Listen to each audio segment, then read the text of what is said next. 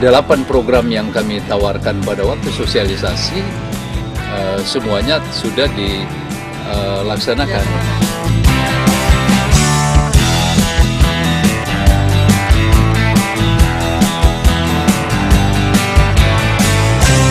Tujuan dilakukan ini adalah untuk masyarakat bisa memberikan respons, masukan kepada saya untuk hal-hal yang topik yang hangat.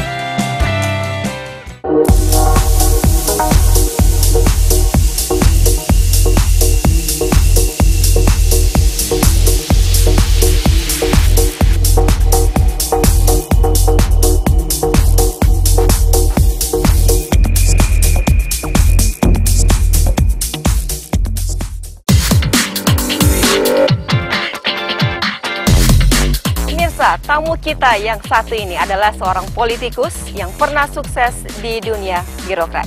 Memiliki perangai yang tenang dan berwibawa, namun sangat bersahaja.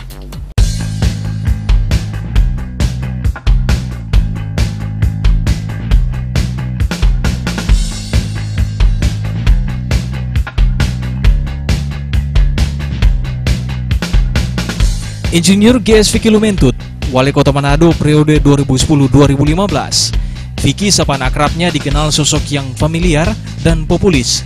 Peranannya yang tenang sekaligus berwibawa membuat figur Vicky Lumentut disenangi baik kawan maupun lawan. Selain memiliki karir gemilang di dunia birokrat, Vicky juga ternyata piawai di ranah politik. Buktinya insting politiknya terbukti tepat.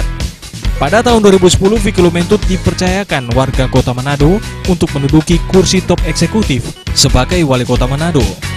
Hanya berselang setahun, mencoba banting setir dari dunia birokrat ke politik praktis dengan masuk Partai Demokrat. Insting politiknya teruji mujarab saat suksesi Ketua DPD Partai Demokrat Sulut periode 2011-2016, Lumentut terpilih. Di dunia birokrat, Vicky Lumentut juga sudah malang melintang dengan sejumlah jabatan strategis. Terakhir kali, dia sempat dipercayakan sebagai top birokrat sebagai Sekretaris Kota Manado periode 2005-2010 dengan pangkat Pembina 4E. Kendati super sibuk, suami tercinta Prof. Dr. JPA Runtuwene tetap berusaha mengencap pendidikan hingga strata tertinggi. Sejak lama memang putra rombongan ini berkecimpung di berbagai organisasi.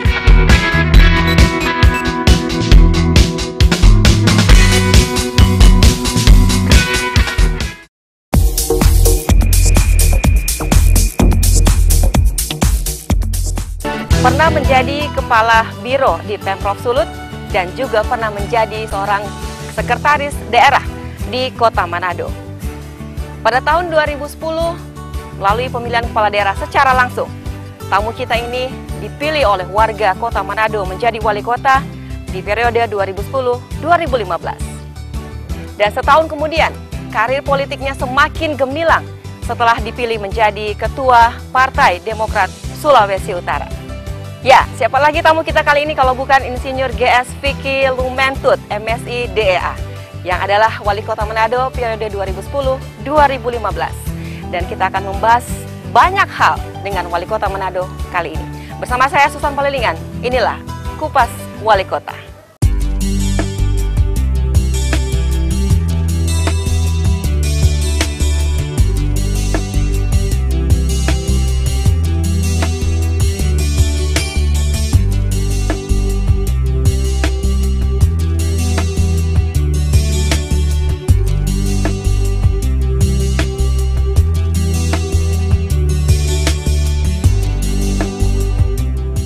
Ya, oke Pak Vicky, luar biasa ya pagi ini sudah diawali dengan berbicara langsung dengan warga-warganya. Apa memang ini salah satu program Bapak, program unggulan, karena tidak banyak loh Pak wali kota yang mau bicara langsung dengan warganya seperti itu.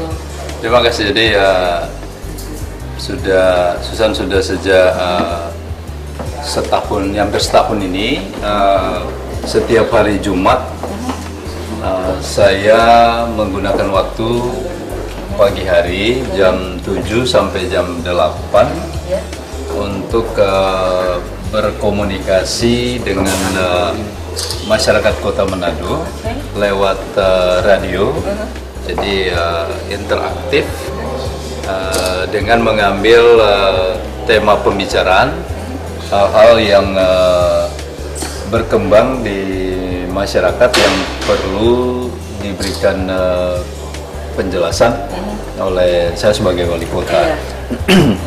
Dan tujuan dilakukan ini adalah untuk masyarakat bisa memberikan respons, masukan kepada saya untuk hal-hal yang topik yang hangat yang barangkali mereka memerlukan penjelasan dari pimpinan di kota.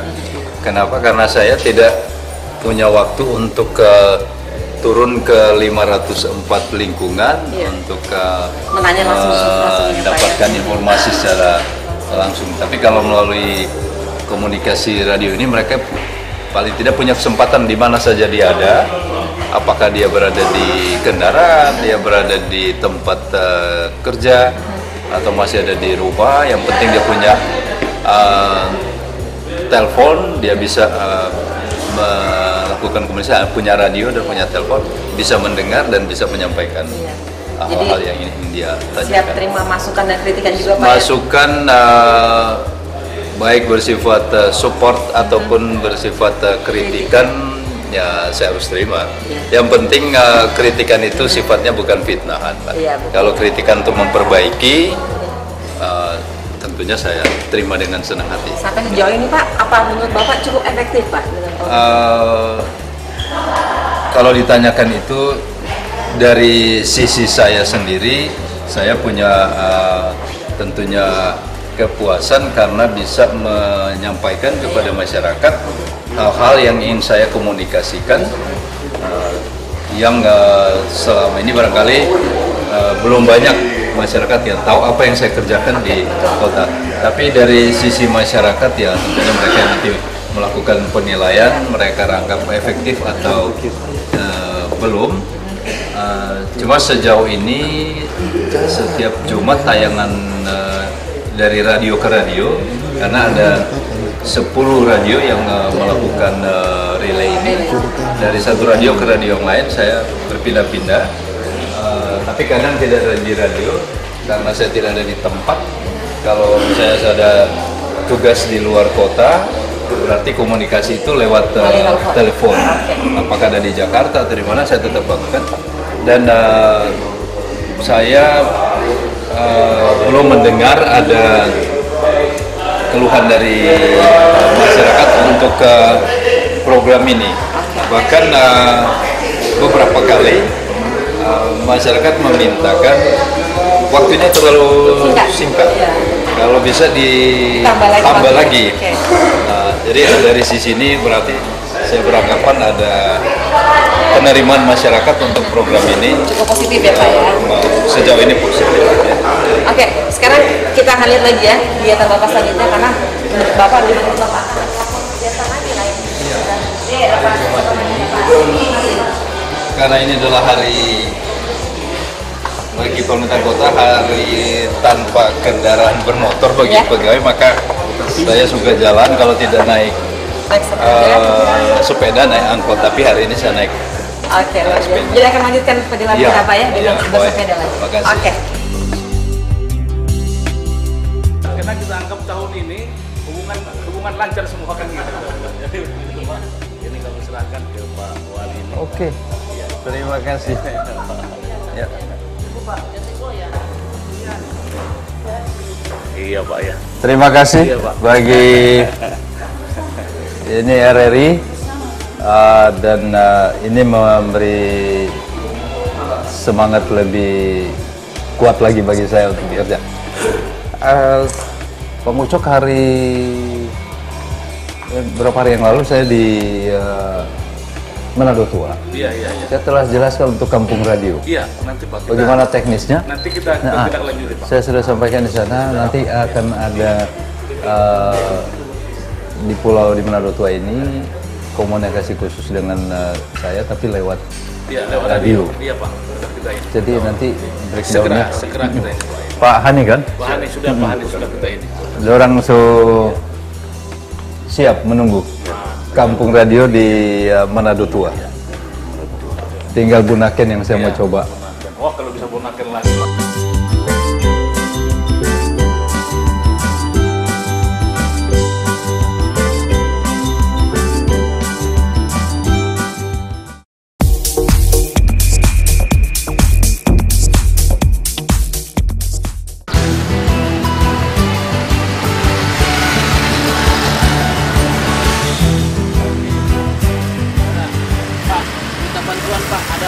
Hewan dari Mageret Timur, akhirnya lewat rumah saya, terus masuk di depan gereja Sulakrati Pak. Dari atas? Iya. Pak. Apa namanya itu? Ya? Bisa potong apa? Hewan Pak. Saya dapat tahu sama Pak pemerintahan tapi. Oke, nanti lihat. Ya. Makasih banyak Pak. Makasih. Sama.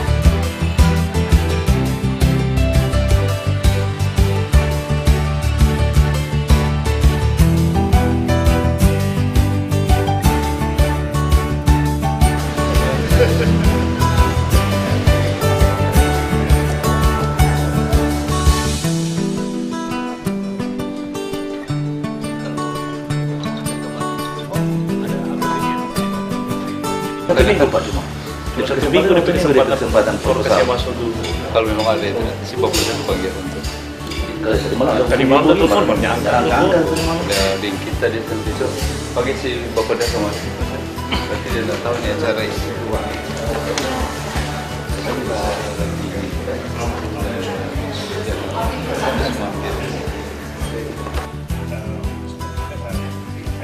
Kita juga akan menyediakan informasi to the city kepada kota bisa dijadikan bahan pertimbangan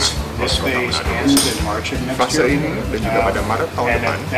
This is kind of like the 5-year, 10-year, 25, 50-year, 100-year loss level, and your flood, as we know, was a loss of something like 1.7 trillion. Banjir luar biasa. This is then the comparison Gap to yang be disebut sama filled. Pak Peter tadi. This Ini is bisa diisi Manado kita bisa information. kurangi. Sebagai And then, informasi terkait dengan as Kota mentioned, we Manado, try yang to think disebutkan about sebelumnya, health dan juga insurance, mengeluarkan alternatif like lain. parametric insurance. Salah satunya adalah And insurance, to minimize parametric this insurance gap. yang dimanfaatkan untuk meminimalisir gap yang Cash penyusunannya relief jika dibutuhkan dan within kita bisa 10 persebarkan to langsung 20 ketika days dibutuhkan. after disaster. Setelah We use pada it saat for bencana baru saja immediate terjadi. emergency relief. Jika We misalnya use it itu for that. dana If you need penanggulangan it for bencana rehabilitation, bisa digunakan, you can use it bisa for that. digunakan juga pada saat itu.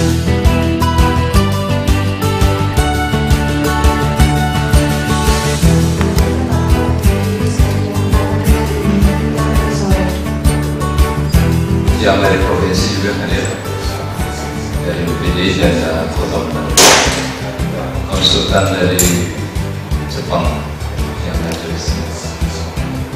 Follow up untuk langkah-langkah mengamankan masyarakat kita di Kota Manado dari ancaman bencana yang bisa. Iya, jadi ke masyarakat. Ya saya informasikan Bapak dapat yang kalau boleh Bapak dapat untuk bikin usulan. Ada dari Dirjen Tata Ruang. Cuma tiga level 3. Ditanya BPS boleh.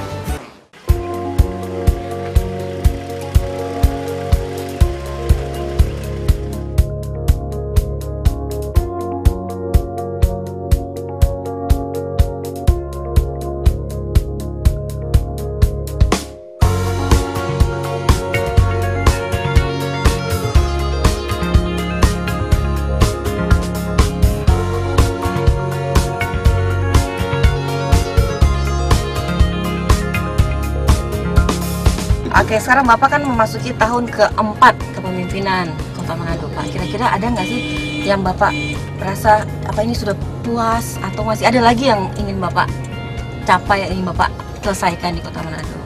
Oke, terima kasih. Kalau ditanya soal rasa puas kan manusia tidak pernah berhenti Iya, betul. kepuasannya.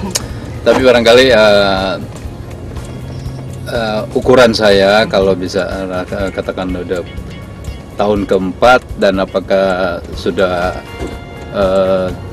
puas atau cukup puas dengan kegiatan di kota. Susan, saya ingin sampaikan ketika seseorang menjadi bupati atau wali kota dan kemudian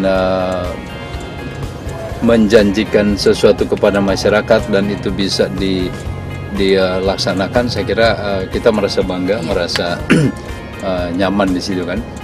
Nah, saya bersama Wakil Wali Kota Pak Harley pada waktu mencalonkan diri tahun 2010, tawaran kami kepada masyarakat dalam bentuk program. Jadi kami istilahkan dulu 8 program pro rakyat. Nah, dan itu yang jadi jualan waktu sosialisasi.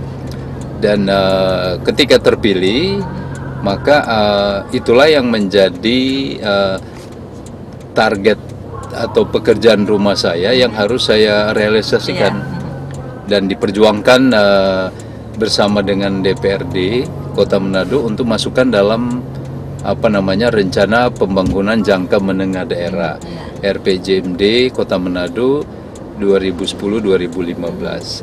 Masuklah dibahas 8 program pro rakyat ini, mulai dari kesehatan, kemudian memberikan perhatian kepada lingkungan yang bersih sehingga lahir program pembangunan berbasis lingkungan, kemudian memberikan perhatian kepada para rohaniawan dan kepada ujung tombak petugas kami di kota, yaitu kepala lingkungan, dan kemudian kepada para petugas kebersihan, penyapu jalan, dan juga untuk kegiatan-kegiatan masyarakat yang meninggal, ada dana duka, itu semua kita rencanakan, masukkan, dan tentunya saya merasa berbangga dan katakanlah cukup puas masuk di tahun keempat. Ya, Desember 2014 saya sudah bersama wakil 4 tahun kami di kota.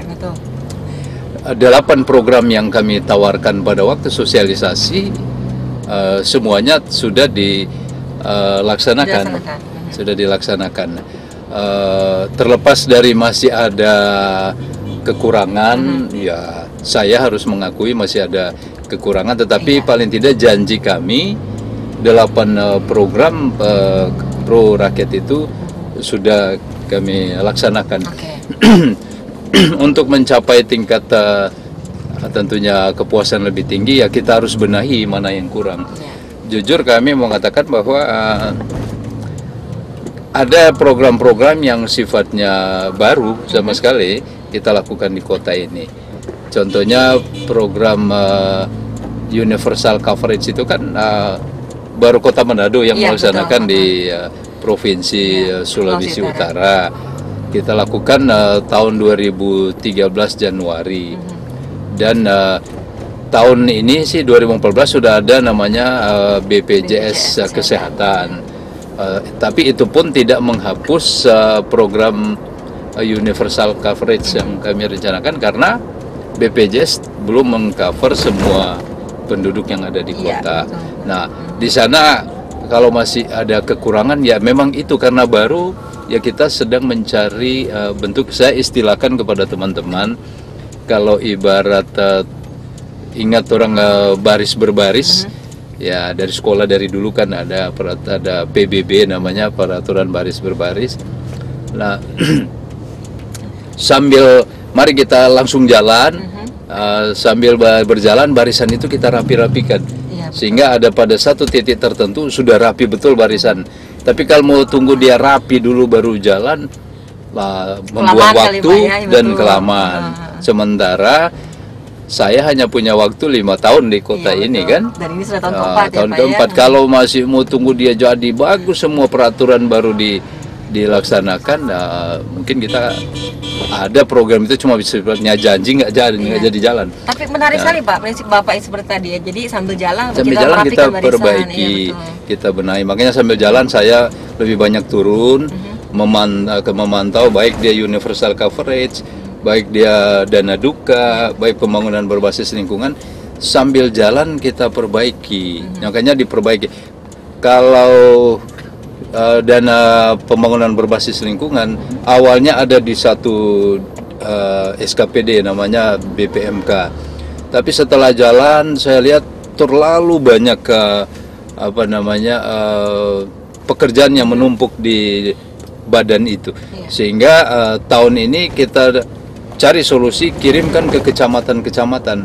Jadi sambil itu yang saya katakan, sambil jalan sambil kita atur barisan, sambil kita berjalan programming, kita lihat di mana sih kekurangannya.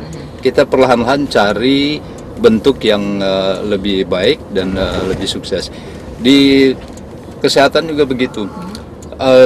Pasti juga teman-teman yang mengelola BPJS sekarang yang secara nasional, dorang pun akan mengalami masalah-masalah yang sudah dialami oleh pemerintah kota setahun yang lalu.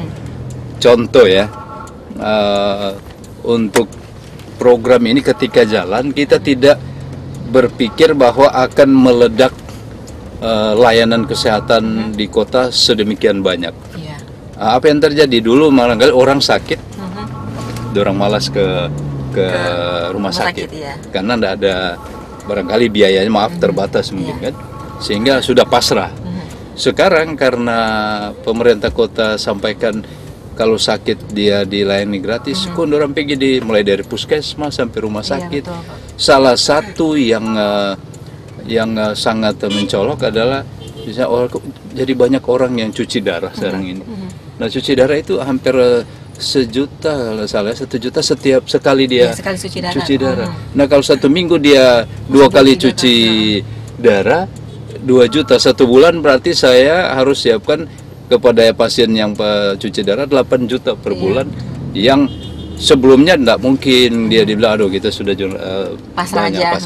Nah, sekarang terjadi apa masalahnya? Rumah sakit kelebihan pasien cuci darah, sementara alatnya terbatas. Yang lalu tidak ada masalah barangkali di rumah sakit soal cuci darah biasa, mungkin 1 hari 2-3 orang. Tapi sekarang alatnya antre, jadi alatnya orang yang antre di alat. Sehingga saya dengar untuk 1 poin ini, khususnya misalnya di Kando, sampai tengah malam dia